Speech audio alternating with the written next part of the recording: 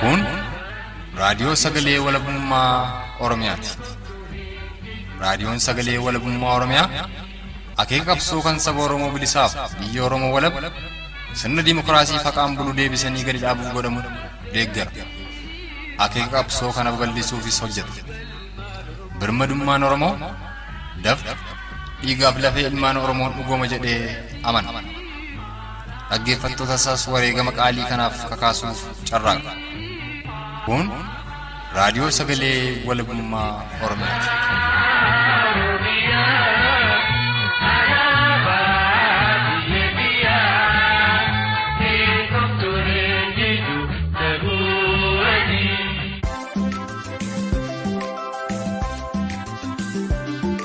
Harka fuunee hordoftootaaf dhaggeeffattoota raadiyoo sagalee walabummaa Oromiyaa jaallatamoo yooyyaa babaaroo fafayyaa antiiqii dhugaasaatii sagantaan keenya kamisa amajjii bultii 7 bara 2021 ammaan kana eegaleetii jira itti dhiyaadhaa. Humni kaaba sanirraan yeroo baay'ee rakkisaa meeshaadhaan doorsisuu namoota qaroo ta'an keessaa fudhatanii hidhanii hiriirsanii gadhiisu haala saniin ammallee gandoo tokkotti barsiisuudhaaf Oromoo barsiisan kan akka socho'an keessaa yaada jedhutti kaasanii sababa sanidhaan miidiyaa tokkotti irratti bilbilaan yaada kennaatii jiru barsiisonni naannoo sana jiran. Gimbiin bunaan beekama. Kanaan dura buna ugguu daldaltooti Oromoo illee bitanii warri kan Abashaadhaa dhufaniitu gatiitti dabalaniitu warri Oromoodhaa akka isaanii wajjin dorgomanii hin binnee fi hiyyoomsaa turan. Isaan oomishaa itti dhuunfataniitu kun dhufanii gurguratan immoo gadi gadhaaniitu biyya alaatti gurguratu. Akka itti daldaloota Oromoodhaa gabaa ala godhaa turanii. Sagaleen ammaan kana san dhageessifne kun karoora saamicha albuudaa warqee mootummaan kuleeffataan Impaayera Itiyoophiyaa yeroo ammaatti Koloneel Abiyyiin durfamu baafatee jiruu fi sanas milkeessuuf olaantummaa seeraa kabachiisuu waan jedhaan duula sakattaa waraana bilisummaa Oromoo wooboo irratti gannoottan lamaan darban kana humna waraanaa lafoo fi darbee humna qilleensaa hirmaachiseen geggeessaa ture. Torbanoota as'aanan kana keessa ammoo maqaa olaantummaa seeraa kabachiifnaa fi shanee dhabamsiifnaa jala da'atuun fedhii saamicha albuudaa warqee godinaa Wallagga Lixaa hona Ganjii keessatti argamuuf qaban milkeessuuf jecha humni qilleensaa fi humni waraanaa lafoon guddaan gamasitti bobba'ee aleellaa waan geggeessuuf guutummaa guutuutti hona Ganjii lakkisaa ba'aa jechuun kaabinoonni mootummaa biltsiginnaa takkaa'uu nafxanyaa yeroo ammaatti Koloneel Abiyyiin durfaman kanneen godinaa Wallagga Lixaadhaa bulchan gara hona Ganjiitti gadi bu'uun Oromoota hona Ganjii keessa jiraatan gara magaalaa Ganjiitti yaamanii dhaamsa kana ittiin ga'u yeroo torbee tokko hin caalle keessattis yoo buqqa'anii hin kaane lubbuun jiraatu kan hin dandeenye ta'uu mootummaan tarkaanfii murteessaa irratti fudhatuuf kan jiru ta'uu fi kanneen kana fakkaatan jechuun hawaasatti dhaadatu dhageenye gamasitti bilbiluun Oromootarraa odeessa argannee sagantaa keenya darbe keessatti isan dhageessifnee turre. Arras dhimma kana giddugaleessa godhatuun akka waliigalaatti duguuggaa sanyii kan kanaan duraarra ammeessee mootummaan biltsiginnaa takkaa'uu kan yeroo ammaatti Koloneel Abiyyiin durfamu Oromoota irratti raawwatuuf akeekkatee deemaa jiraatu irratti dhalataa godinaa Wallagga Lixaa hona Ganjii kataan qabsoo bilisummaa Oromoo keessattis sadarkaa garaagaraatti hirmaataa kan turaniif ammas kan itti jiran Dr. Dagafaa Tuuchoo waliin turtii qabaanne keessaa dubbii ijoo seensaa fudhannee isan dhageessifneedha. Guutuun marichaa qaama kurfii keenyaa arraan tanaa keessatti ammatamee jira. Dhimma ajjeechaa giddugaleessa Oromiyaa hona Ejeree magaalaa Ejeree keessatti kaleessa malee dheengadda maanguddoo Oromoo obbo Taaddasaa Tufaa irratti hidhattoota mootummaa nafxanyaan raawwate irrattis odeessa arganne qabna. Hanga hanqooqaa kurfii keenyaatti nu faana ta'aaf irra deebinee isan hawwataa dursa dhimma ajjeechaa maanguddoo Oromoo hona Ejeree magaalaa Ejeree keessatti raawwatee fi haala Oromoonni hona darraa mudataa jiran irratti odeessa Oromticha tokkorraa arganneen aanfannee kan afettis waliin tarkaanfannaa turtiin keessan haga xumura kurfii keenyaatti nu faanaa ta'uun ammas afeerraa keenya.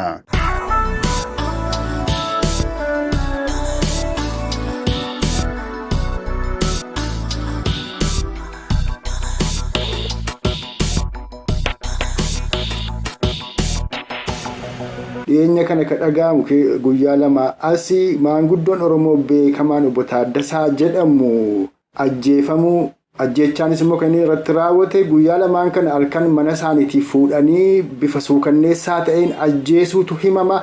Mee waan kana bal'ina isaa uummata Oromoof ibsi. Maanguddoon nama jabaa fi hayyuu Oromoo akkasumallee koree adda bilisummaa Oromoo keessa akka hojjechaa jirudha. Magaalaa aanaa Ejjeree keessatti kan inni akka information sababa kanarraa ka'ee yeroo darbee kana durallee hidhaaf dararaatti xiqqaan akka irra gahee naaf himanii amma gaafan bilbilee warra naannoo sanaa gaafadhu sababa saniitiin halkan guyyaa lama dura mana fidanii toonii tarkaanfii irratti fudhatanii gocha sukkanneessaa ilma namaati irratti raawwatanii akka daandirra gatanii deemanidha kan naa bira gahe. Konyaa Salaalee keessa moo Ejjereen kun isa garamiiti kanallee mi'addanuu baasii darbii?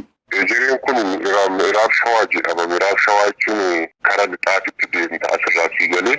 Ulfaan dhugaa inni kun gaamma sagara lixa shaggarii haa ta'uuti kaaba lixa shaggarri konyaa Salaalee keessatti milishoonni yookaan humni addaa naannoo Amaaraa seenee baatii lamaan kana keessa Oromoota gidirsaa ture sakattaa geggeessaa ture Oromootarraa qawwee hiikaa ture jaarsummaadhaanis immoo ijoollee keessan galchaa jechuun maanguddoota Oromoo abbootii amantaa gamasiillee torbee darbe kee rakkisaa akka turanidha kan himamu.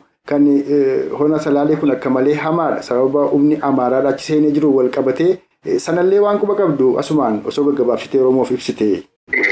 Har'aatti kan ta'e kaaba shaggar keessa wantoonni jiranii naannoo magaalaa aanaa darraa jedhamu keessatti barsiisota afaan Oromootiin barsiisantu turanii Oromiyaa jala waan jiruuf isa sana yeroo darbe tokko waggootaan dura waggaa lamaan dura tarkaanfiin barsiisota afaan Oromoo barsiisan lamarratti tarkaanfiin lubbuu fudhatamee ture. Wanti sun ammallee deebi'ee ture bulbulee toonii barsiisota Oromoo afaan Oromootiin barsiisanii aanaa san keessatti akka argine kan jedhan doorsisoonni tokko gahee amma afaan Oromootiin barsiisonni barsan akka aanaa sana keessa hin sochoone wantoota jedhantu nu qaqqabaa jira. Qaamni mootummaa nu mirmate hin jiru. Gandoonni fi meeshaan gandaatti walmanni namni dhagaa jiru hin jiru. Nuti harka sirna rabbanyaa jirra yaada jedhanidha barsiisonni naannoo sana kan kaasaatti jiran. Egaati yeroo garaagaraatti humni naannoo Amaaraa kun gara godina Oromootti yookaan ammoo gara aanaa darraatti as ce'ee horsiifatee bulaaf qotee bulaa Oromoo naannoo sanarratti dhukaasa banaa tureera. Dargaggoota Oromoo jajjaboos filee ajjeesaa tureera. Dabalataan ammoo haala hamti sunuu kan Amaaraati. Amaaratti bulla malee Oromiyaatti hin bullu jechaa yeroo turantu jira. Dhalattoonni Amaaraadha hona sana keessa jiran. Kana kanarratti mee bal'ina isaanii kaasiitii waan hin gaafatiin kan itti dabaltu yoo jiraate itti dabalii gama koon nan obbaasaa.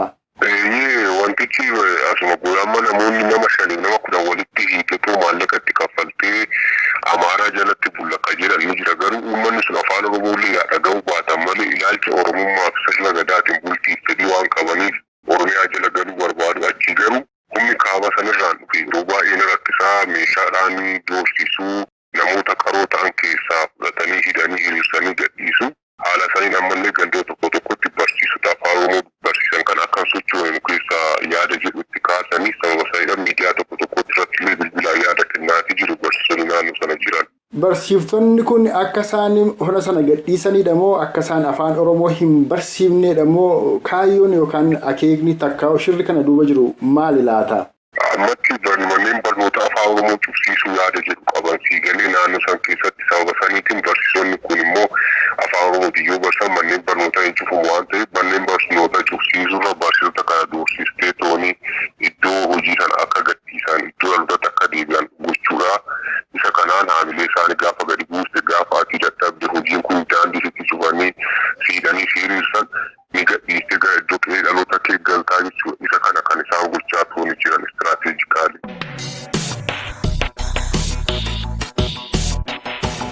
Gaaruma hordoftootaaf dhaggeeffattoota keenya jaallatamu kan amma dhageessan kun ajjeechaa suukanneessaa giddugaleessa Oromiyaa hona Ejjeree magaalaa Ejjeree keessatti maanguddoo Oromoo obbo Taaddasaa Tufaa irratti hidhattoota mootummaa kunuunfataa Impaayera Itiyoophiyaan kaleessa malee dheengadda takkaa'uu guyyaa kibxataadhaa halkan raawwate qoratuuf gamasitti bilbilee odeessa argannee san dhageessifneedha.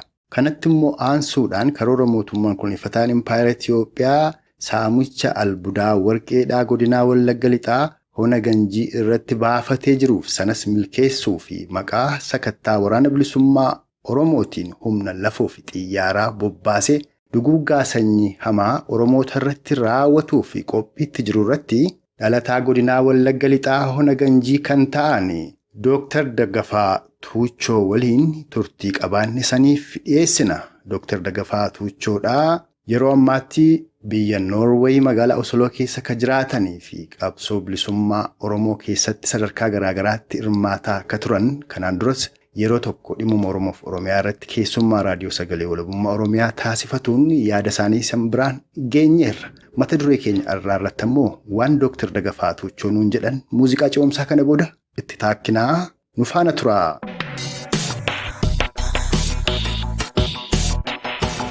Dooktar Daggafaa Tuuchoo bakka isinitti dhalattan gara lixa Oromiyaa godina Wallagga Lixaa Hona Ganjii kana keessa hawaasa Oromoo naannoo sanaan lafa kana gadhiisaatii buqqaa shanee balleessuudhaaf mootummaan humna lafoof xiyyaaraan itti bobba'uuf deema jedhanii torbee darbe keessa bulchitoonni godina Wallagga Lixaadhaa akeekkachiisa uummata ona saniif kennanii akka turantu dhaga'ama. Magaaluma Ganjii keessatti akka hawaasni jedhutti ammoo citiin sana duuba jiru kuufama warqee achi jiru sana. Uummanni kanaan duras dura dhaabbatee saamsisuu didaa waan tureef isa sana itti milkaa'uudhaaf maqaa shanee aleellaan hawaasa buqqisanii humna waraana bilisummaa Oromoo naannoo sana socho'u irrattis duulanii waan sanatti abboomuudhaaf kanatti jiru waan jedhaatu jira.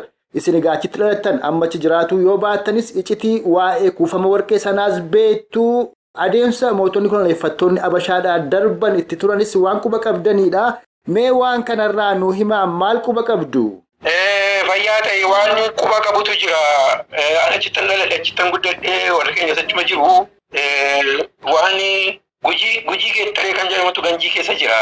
Waan nama dhibu gujii isa guddaa gara kibbaa jiru kanaa itti duulanii mana irratti gubanii maqaa warqee sanaa fi maqaa daaba sana loommatuuf jedhaniitu lafa sana fudhatanii mootummaan Abashaadhaa kun qabeenya uummata sanaa fudhatee uummata sana fixuudhaa fi maasii isaanii irratti midhaan gubaa turanii mana isaanii gubaa turanii qabeenya isaanii saamaa turanii isaan kun gujii geettareen immoo Ganjii keessa jira. Gujii geettareen kun gosa gujiidhuma kana dur jabana duriitu achi dhaqaniitu achitti gujii geettaree kan jedhamu kanatti qubatanii achi jiraataa turanii jiru.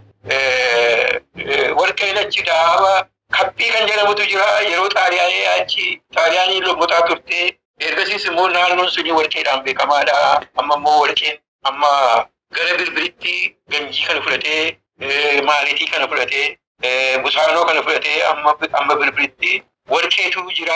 Kaa jedhanii kanaan dura waggaa 8 dura akkas kaatu jedhanii turanii uummatitti jabaannaan dhiisanii ammoo waggaa 2 dura immoo naannoodhuma kaphii sanaatii uummata gujii naannoo sana jiranii hin buqqaatu deemaa addanaa jedhanii jennaan uummatitti jabaatee akkasitti taafee amma immoo sababa kanaan qabatanii sababa nyaachiftuu jedhaniitu uummata sana buqqaasuudhaa fi uummata Ganjii aanaa Ganjii keessa jiru akka waliigalaatti uummata sana biyya kanaa ba'aa kaa buqqaa deemaa isin waboo nyaachiftu jedhanii sababa kanaan qabataniitu uummata sana gidiraa agarsiisaa jiru. Amma immoo haadhuma isaayyuu qe'ee keessanii biyya keessan gadhiisaa ba'aatti jedhee doorsisaa jiru. Kanan beekaa inni kun waanuma nama raajuudha.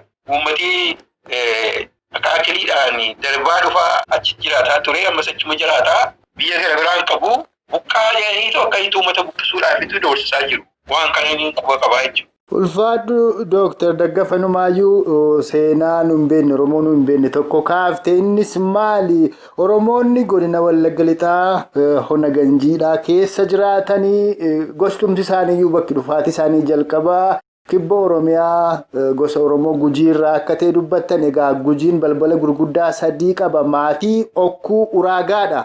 Egaa balbala gurguddaa Gujiin qabu 3 keessaatii gara lixaa kana dhufaniitu godina Wallagga Lixaa Hona Ganjii keessa ka jiraataa jiru gosa Oromoo Gujii akka ta'edha. Kanan isinirraa hubadhe akka carraa ta'e immoo godina Gujii ba'aa lixaas ka kibba Oromiyaa jechuu kooti kuufama warqee guddaatu jira. Kan godina Gujii ba'aa Ona Shaakkisoo Laga Dambii sababa sanaan Oromoonni hedduun miidhamaniiru. Deessee irraa ijoolleen duuteetti ka ulfaa irraa ba'eera. Sababa bishaan hawwaataadhaa faalamee fi rakkoo hamaaf saaxilame Oromoon gama sana jiru. Akkasumas ka Gujii lixaa ka naannoo Okkoteedhaa bifuma wal fakkaataan miidhamaa ture. Oromoon gamasii ofirraa lolataas ture irras ofirraa lolataa jira. seenaa dhufaatii Oromoota gamasiisan waan quba qabdu gaarra deebitee tarii waan Oromoon beekuu qabu yoo jiraate nuu kaaftaa. Garuu ammatti kanaan duras yeroo garaagaraatti bara Haile Sillaasee ta'u bara mootummaa Dargii Mallasaa keessas Oromoota hona ganjii keessa jiraatan kana kaasuudhaaf tattaafatamaa akka turedha kanan odeeffadhe. Inni ammaa kun aguddatu malee honni sun silaa agam tokko bal'ata gandeen agamii of keessaa qaba. Hawaasni Oromoo ona sana keessa qubatu baay'inaan agam tokko ta'a laata? Kana bal'ina isaa osoo uummata Oromoof ibsite Dr. Dagafaa. Gimbiin taanee ganjiin suni bunaan beekamaadha. Kunoo albuudaan beekamaadha. Kanaaf nama hedduutu achitti qubatee jira. Yeroo bunni ga'u magaalaa Gimbii caalaayyuu ganjii sanatti kan daldalli guddaan kan jiru. Namni achiisiin daldalataa Gimbiidhaa dhufaniis achitti daldalatu. Uummati sun qabeenya guddaa qaba. Aanaa ganjii kan jedhamu gandoota hedduu qaba. Fakkeenyaaf Dibbee jira, Hombootu jira, Maaliitiitu jira, Busaanoo Bullootu jira, Busaanoo Sichootu jira, Busaanoo Qawusootu jira. Gosi Busaanoo kun immoo hedduudha iyyuuti. Akkatti Gujiidha. Gujii ammas hin jedhe kana dabalatee Homboo kan jedhamu jira. Kun immoo Jibaat kan jedhamutu walitti hidhatee jira. Jibaat kun immoo Aabbuu Jibaat kan jedhamudha. Jibaat amma fakkeenyaaf Shawaa keessa jira. Amboo kana Jibaat namachaa jedhama. Mitiiree duri. Kan awraajaan Amboo kuni achis immoo gosa sanatu jira. Jibaat jedhama jechuudha. Ganjii amma Ganjii Xanoosee jedhama. Ganjii Deembii, Ganjii Boodalee, Busaanoo Qunnii, Cogginoo, Ganjii Xanoosii ma jedhama. Ganjiin iyyuu Ganjii Xanoosee jedhamee waamama. Uummata bal'aatu jira. Gosa hedduutu keessa jira jechuudha. Akkasuma Imbiraaroo amma magaalli Ganjiidha. Lafa Imbiraaroo warra Imbiraaroo jechuudha. Isaan kun durumaa kaasanii ol fuudhanii hariiroo gaarii, firooma walitti ejjaa walitti qabatee kan jiru jechuudha. Gujii Geettaree immoo akkuma sitti kanaa dur Gujii kibba jiru kana biraatii buqqaanii achi dhaqanii achi qubataniitu achitti wadaran jechuudha. Isaantu qabeenyaa albuudaa kana qaba jechuudha. Waan nama raaju Gujii kibbaaf kuni albuudaan beekamaadha jechuudha. Bakka amma albuuda itti lommotanii namichichi Alamuddiin kun fudhatee waan ittiin warqee kan lommotanii keemikaaliin suni uummata sanatti summii ta'ee yeroo darbee dhageessaniittu ijoolleen dhalatan falquu ta'anii dhalatan jechuudha. Ijoollee duwwaa miti. Boriin iyyuu falquu ta'ee dhalatee akkasitti gidiraa argisiisaa ture jechuudha. Gujii isa kibbaa kana jechuudha. Bakka gujiin qubatu yeroo hundumaa waanuma nama raaju achiis immoo albuudatu buutee jira jechuudha. Bakka gujiin jiru. Yeroo hundumaa albuudatu lafa isaa keessa jira jechuudha. Isa kibbaa kana akkatti gidiraa agarsiisanii uummata sanarraa qabeenyaa godhatanii achi albuuda lommotan kanaa uummata sanaa fi dagaagina uummata sanaatiif waa tokko oolu uummata Abashaa kanatu itti fayyadamaa jechuudha. Ammas immoo achi dhaqanii uummata sana irraa buqqisanii albuuda sana fudhachuudhaa fi albuuda sana itti fayyadamuudhaa fi akkas godhaa jiru jechuudha. Kanaaf wanti Gujii kun hedduu nama raajaa. Bakka Gujiin jirutti albuudatu jira, qabeenyatu jira. Bakka Gujiin jiru kana Gujii irraa kaasanii Gujii gidiraa agarsiisaniitu isa kibbaa kanaa kun akkuma ammaa ta'edha. Isa qiyaasanis immoo akka godhaa jiru jechuudha. Uummata gara 300,000, 400,000, 500 ta'a jechuudha. Uummati Ganjii waan Ganjii sana keessa jiru. Baay'ee density populated. Namni baay'eetu irratti ol qoree jira jechuudha. Lafi isaas kennaadha. Buna qaba, albuuda qaba. Uummatichi immoo uummata gara biraallee kan ofitti haammatu ofitti fudhatee walii jiraatudha jechuudha. Shanee nyaachiftu jechuudhaanitu uummata kana doorsanii uummata kana achirraa buqqisuudhaaf deemu. Garuu uummati kun immoo waan buqqisuudhaaf deemu miti. Uummati Oromoodha. Kana baree uummata kana bira dhaabbachuu qaba. Uummata kanatti roorrisaa jiru keessumaa Wallagga Arfaayitti akka irratti duulanii ammas immoo doorsisaa akka jiranii waraana bilisummaa Oromoodhaa maqaa itti maxxansaniitu ittiin olola doorsisuudhaa fi uummata kana ittiin gidiraa agarsiisaa jiru. Uummata sun waan buqqa'uudhaaf deemu miti. Lafa isaa irratti du'a malee uummata sun buqqa'uudhaaf hin deemu. Isaan immoo ammayya isaanii irratti raawwachuudhaaf hin dhiisanii kanaaf deemu. Garuu uummati sun immoo murateera achirraa hin buqqa'u. Uummata Oromoo akka kana baru dhaammadha jechuudha. Egaa inni guddaan akkuma amma godina Gujii ba'aa ona shaakkisoo laga dambiitti taasisaa jiran san hawaasa achi buqqisanii bifa bal'aa ta'een oomisha warqee sana itti fufuuf akka deemanidha. Taakkalee Uumaas ammoo gamasitti bobba'ee kaabinoota naannoo sanii dubbisee akka ol deebi'e torbee lamaan kana kan himame. Egaa isa kana hundumaa oolchuudhaaf rakkoo Oromoof Oromiyaan mootummaa Koloneel Abiyyiin mudataa jirtu kanas hambisuudhaaf galma qabsoo bilisummaa Oromootti fulla'uuf silaa Oromoon maal godhuu qaba? Hawaasa Oromoo irraa, hayyoota Oromoo irraa, qeerroo fi qarree bilisummaa Oromoo irraa maaltu eegama? Duguuggaa sanyii amaatu ammas Oromoo irra deemaa jira. Ammas sanaaf nu qopheessaa jiran sana hanqisuuf maaltu ta'uu qabaa irratti yaada keessan nu qooddanii osoon asumaan gaaffiin ammaaf qaban obbaase. Wanti mootummaan Itoophiyaa jedhamu suni mootummaan dhufee darbu suni uummata Oromoodhaa qabeenyaa isaa saamuudhaan daldaltoota Oromoollee akka inni daldalatee hin jiraanne biyyaa ari'uudhaan hiyyoomsuudhaan gimbiin bunaan beekamaa. Kanaan dura buna ugguu daldaltooti Oromoollee bitanii warri kan Habashaadhaa dhufaniitu gatiitti dabalaniitu warri Oromoodhaa akka isaanii wajjin dorgomanii hin binnee fi hiyyoomsaa turan. Isaan ofii isaaniitti dhuunfataniitu ugguu dhufanii gurguratan immoo gatii guddaadhaaniitu biyya alaatti gurguratu jechuudha. Akka itti daldaloota Oromoodhaa gabaa ala godhaa turanii ammallee fakkeenya guddaa kaasuudhaaf Dinquu Dayyaasiin biyya ari'an jechuudha. Biyya ari'anii inni uummata Oromoodhaa ijoollee Oromoodhaa baay'ee gargaaraa ture. Akka inni kana hin gooneef illee shira kana xaxanii imaammata dhaabbataa qabu. Oromoon akka karaa hundaan akka mataan isaa ol hin jenne. Inni daldalatu illee akka iyyoomu. Inni qotatu akka iyyoomu. Kan maqalee galfatu gatii gadi buusanii irraa bitu. Uummatichi waan godhu dhabe akka itti gurgurata. Daldalliin Oromoodhaa akka dorgomeen bitannee fi gatii xiqqootti dabalaniitu qotee bulaadhaa bitatu. Uummati gurguratan immoo gatii guddaadhaan gurguratu jechuudha. Akka daldaloota Oromoollee gabaa ala godhaniitu Oromoon karaa hundumaa akka iyyoomu godhaa turan.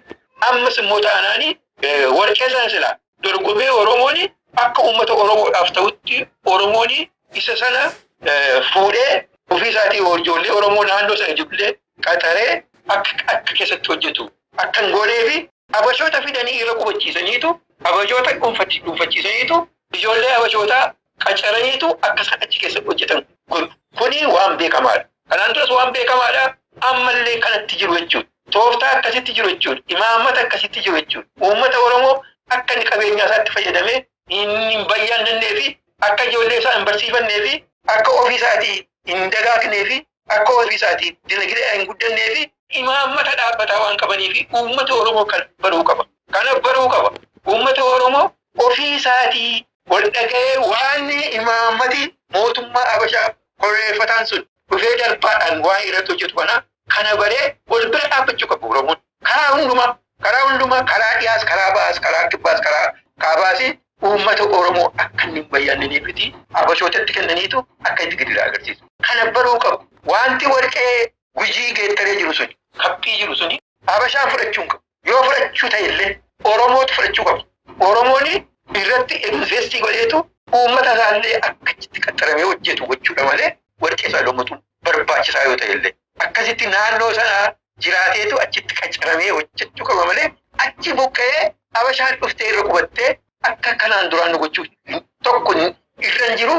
Kuni waan ayyamamuuf irra hin jirredha. Uummata Oromoo kana barachuu qaba jechuudha. Gara biraan ijoollee karaatti ba'anii jiraatan ijoollee kashalabbeedha. Kan warra isaaniitiif hin abboomamne. Isaan kana magaalatti uummata Oromoo hannaa fi saamuudhaan kan gidiraa agarsiisan. Kan walitti qabaniitu poolisii addaa jedhanii leenjisanii qawweetti kanniniitu uummata Oromootti gadi bubbaasan jechuudha. Aqiitii saami ajjeesii saamii jiraatu jedheetu namichi kuni akka itti gadhiisee iddoo adda addaatii warra hojii dhabanii warra iskuulii keessa dirooppii ta'anii barnootarraa kufanii hafanii isaan kan warra kashalabbii walitti funaananiitu waboo bakkeessanii caakkaa gashaniitu qawweetti kanniniitu uummata hiraarsaa jiru. Isa booda waboota akka godhee jedhaniitu maqaatti balleessu jechuudha. Uummaticha gidiraa agarsiisu jechuudha. Warra kashalabbii kana qawweetti kanniniitu caakkaa gashisiisanii quba qabu isaanitu qawweetti dheetu uummata gidiraa agarsiisaa ture. Kanallee uummata Oromoo baruu qaba. Kana of keessaa socho'ee of keessaa balleessuu qaba. Warra kashalabbii akkas uummata keenya godhaa jira jechuudha. Wabooni sirna qaba. Akkaataa itti ol bulchuu qaba. Akkaataa itti uummata geggeessuu qaba. Akkaataa uummata keessatti jiraatu qaba. Uummata wajjin hojjeta. Uummataaf hojjeta malee uummatatti hin bu'u. Isaan warra kashalabbii kana uummatatti gadhiisaniitu waboota akka godhaniitu ittiin propagaandaa afuufu. Kanaaf uummati keenya kana baruu qaba. Kana olii gadi massee qabuu qaba. Uummati huma beeka. Eenyu akka isaan rakkisaa jiru uummati huma beeka. Akkasitti gidiraa agarsiisaa jiru. Namichi kun ofiisaatii iyyuu ofiisaa tasfanyaa ture bara. Tasfanyaa Tigiree ture bara. Ijoollummaa isaatti waraana Tigireetti galeetu waraana Ihaadiitti galeetu achi hambaa isaanii nyaateetu akka itti guddatee deebi'ee uummata keenya godhaa jira. Kana uummata Oromoo baruu qaba. Bakka hundumaatti walii galuu qaba. Isa akkas konfiyuuzii godhanii akkas uummata burjaajessanii woboota akka godhaa jedhanii jedhan kana namni barachuu qaba. Woboo utuu hin taane warra kashalabbee isaan leenjisanii uummata hin gadhiisan maqaa woboo balleessuudhaaf akka godhan akka ta'e uummata keenya baruu qabaan simjee. Ulfaadhu Dooktar Dagafaa silaa gaaffii koo xumureen ture garuu waan tokkotti daballeen xumura. Innis maali? Egaa Dooktar Dagafaa Tuuchoo qabsoo bilisummaa Oromoof godhamu keessatti warra aarsaa baasaa turan keessaa nama tokko ta'uu kee irra jireessa Oromoo quba qaba. Haa ta'uuti maanguddoonni Oromoo akka keessanii kun keessumaa warreen maqaan isaanii adduma bilisummaa Oromoo hundeessuu keessattiyyuu tuqamu. Kaayyoo jaarmiyaan sun dhaabbatee fi inumaayyuu itti hoogganaa turan deebisanii immoo dabsanii waa'ee Impaayera Itiyoophiyaa Dimookiraatessuu yeroo isaan dubbatantu dhaga'ama. Haa ta'uuti dhaloonni kun kan inni jechaa jiru Itiyoophiyaan Impaayera afaan qawween ijaaramte Oromoof Oromiyaa cabsitee dhiigasaaf lafee isaan arras jiraattee as geesse boris ammoo sanaan jiraatuudhaafiti ijibbaata falmataa jirti kan Oromoo baasu walabummaa biyya isaa Oromiyaaf qabsaa'u bilisummaa mataa isaa gonfatuuf mootummaa birmadoo Oromoof Oromiyaa dhaabbatuudha jedha. Dhaloonni kun isinis gaatarii kanumaaf qabsaa'aa turtan natti fakkaata. Isa kanarratti meesin maal jettu dhaloota kana maal gorsitu galmi qabsoo bilisummaa Oromoo eessaasa jedhus gabaabsitanii osoo nu yaadachiiftanii dabartanii. Galmi qabsoo bilisummaa Oromoodhaa kanni adda bilisummaa Oromoo qawwee lukkifatee akka jaarmaatti ijaaree uummata ati Oromoo dheedee barsiisee ijoollee Oromoodhaa yeroo sanaa irratti qabsaasaa ture. Ijoolleen baay'een yeroo dargiidhaa qabsoo uummata isaatiif jedhanii maatiin akka jirutti dhabamaa akka turanii mataan isaa afaan isaatiin leenci olataa natti meera addatti mutu osoo wajjin hin turre afaan isaatiin natti meechu kuni namarraa dhaga'e miti sarraan dhaga'e maatiin akka jirutti dhumanii natti meechu yeroo inni ittaanaa hayyuu duree ture qabsoo bilisummaa Oromoodhaa qabsoo hidhannoodhaa geggeessaa ture sanatti maatiin akka jirutti utuu namni tokko nafiin dhumeeraa natti meechu afaan isaatiin. Ayyaa uummatni achitti galanii nama ofii kootiin nugusan ta'a yeroo hundumaa gara deemutti ijoollummaadhaan haati koo waggaa torbatti mootii torbaffaa taanaan jette natti yeroo hundumaa lafan deemutti yeroo nyaata nyaatutti yeroo nama wajjin taphadhutti yeroo hundumaa nugusa ta'uudhaaf mootii ta'utu sammuu koo keessa dhufaa jedhee nama afaan baasee ifattaa ta'e kanaaf wajjin dhaabbatanii utuu beekanii qabsoo turii isaanii irratti nama baay'ee wareegsisaa turan. Utuu kana beekanii deebi'anii isaa wajjin dhaabbatanii gorsaasaa ta'anii akkasitti uummata afaan fayyasuun hedduun gadda jechuudha. Baay'een gadda jechuudha. Yeroo kora sabaa murtii murteessanii ittaanaanii hayyuu dureedhaa karaa dhiyaata. Hayyuu dureen immoo karaa baataa jedhanii murteessanii dhiyatti ta'anii leenci olataadhaa ittaanaa godhanii diimaa nagoo immoo karaa ba'aa deemee dhaqee akka kora sana deemsisee filachiisu. Gartuun sana fuudhee murtii deemu mootummaan dargiidhaa kana baree murtii marsanii diimaa nagoo hambisuudhaaf lubbuu isaa hambisuudhaaf waraanni adda bilisummaa Oromoo baay'eetu karaa baasanaan wareegama. Inni kuni himamuu qaba. Himamuu qaba warra yeroo sana turanii himamuu qaba. An kana waan beeku bala. Sheek Xaliilee isaatu murtiin waraanni dabalamee karaa ba'aa deeme sanatu Sheek Xaliilee isaa kanatti irratti himama. Isaan bineelsotaa jiru. Isaan irratti bakka inni bulellee nu bulchan jechuudha. Nama hedduutu waraana hedduu ijoollee ba'aa hedduutu lubbuu diimaa hambisuudhaaf irratti dhume. Irratti dhume kana uummata Oromoo baruu qabu. Uummata Oromoo baruu qabu. Har'a inni lubbuudhaan taa'eetu waraana adda bilisummaa Oromoo lubbuu isaa hambisuudhaaf jedhanii wareegaman kana namni beeku jedheetu gadi ba'ee akkasitti haasa'a jechuudha. Nama kanatti akkasitti haasa'a jechuudha. Uummata Oromoo kana baruu qaba. Warri kana beekan gadi baasan himuu qabu jechuudha. Adillee waan hin qabsootti dabalamee fi chaakoo marfeedhaan waraananii naturaa maraachaniiru. Amma hojii irra kataa jiran. Kanallee hin gaabboodha. Maaliif kan lubbuu dhaban baay'eetu jira. Ijoolleen Oromoo uummata isaanii bilisa baasuudhaaf biyya isaanii walaboomsuudhaaf kan irratti dhumaa turanii ammallee dhumaa jiranii hedduutu jira jechuudha. Wareegama gurguddaa akka kaffalame jechuudha. Kan maraatantu baay'eetu jira jechuudha. Sababa kanaaf warra akkasii kanaa saaxiluun dirqamatu nurra jira. Saaxiluun uummata Oromootti himuun dirqiitu nurra jira jechuudha. Dhaloota amma jiru kanatti himuu qabna jechuudha. Dhaloota amma himu kana afaan faajjessanii uummata Oromoo irratti gadhiisaniitu akka ijoolleen qeerroodhaa yeroo 2014 amma 2018 raaftee Ihaadegiin jisite sanaaf deeganii waan adda addaatiin qoqqoodaniitu ijoolleen akka walitti dhufne godhaa jiru jechuudha. Ijoolleen akkas afaan faajjaan kuni waan amma naasoo kanaa fi waan gara fuulduraatti illee amma lubbuun keenya jirutti haasofnu kana qalbeeffachuu qabu. Qalbeeffachuu qabu.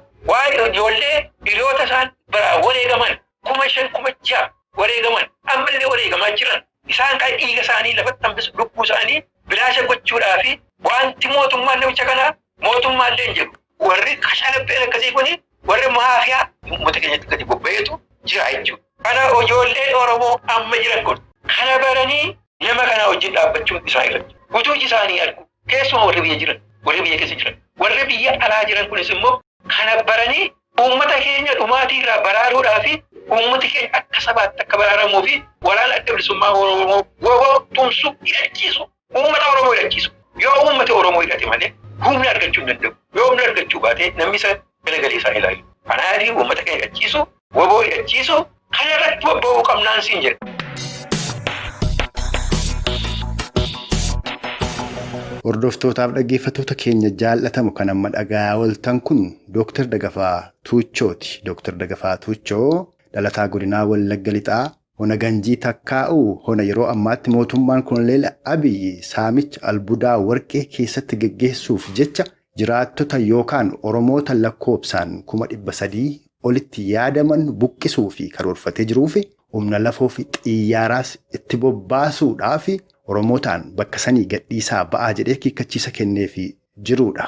Isaanis dhimma saamicha albuudaa warqee hona san keessatti argamuu irratti mootonni koloneeffattoonni Abashaadhaa darbaniis maal ordofaa yookaan ammoo fedhii attamii qabaata akka turanii fi Koloneel Abiyyis sanuma ordofaa jiraatuusaa akkasumas haala waliigalaa Oromoof Oromiyaan keessa jirtus furmaata godhuuf maaltu falaa irratti yaada isaan nuu qoodaniif maqaa keessan maqaa dhaggeeffattoota keenyaan irra deebinee galatoomfataa. Sagantaa keenya guyyaa har'aas armarratti obbaafneerra. Isin dhaggeeffattoonni keenyas turtii qaataa ilaa ammaatti nu faana qabaattaniif horaa bulaasiniin jechaa aga sagantaa keenya yeroo biroo walitti deebinutti huumaan nama borii nu tolchinnaa.